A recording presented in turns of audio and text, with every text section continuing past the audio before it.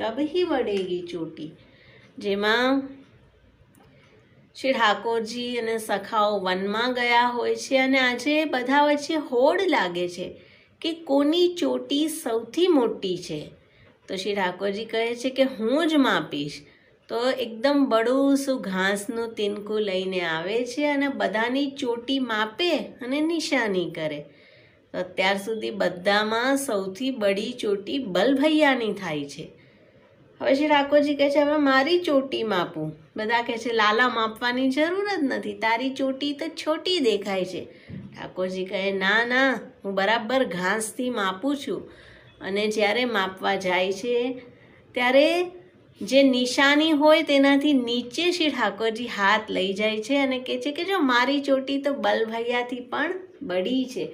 સખાઓ કહે છે કે ના લાલા, તું તો ખોટું કરી રહ્યો છે। અને ઘરે આવી મૈયાને ફરિયાદ કરે છે કે આજે ફરીથી બધાએ મને બહુ ચીડાવ્યો। અને મૈયા કહે છે કે બલભૈયાની ચોટી એટલે મોટી થઈ છે કે રોજ દૂધ પીએ છે। અને હવે તો મૈયાને એક આદત થઈ જાય, જ્યારે જોઈ ત્યારે લાલનને કહે કે જો ચોટી બડી કરવી છે ને તો તું દૂધ પી લે। અને ઠાકોરજી કહે છે કિતી બાર મોહી દૂધ પીવત ભઈ યે અજહુ હૈ છોટી। હજી તો દૂધનો કટોરો મૂકે અને ચોટી સામે જુએ કે મૈયા કેમ વધતી નથી।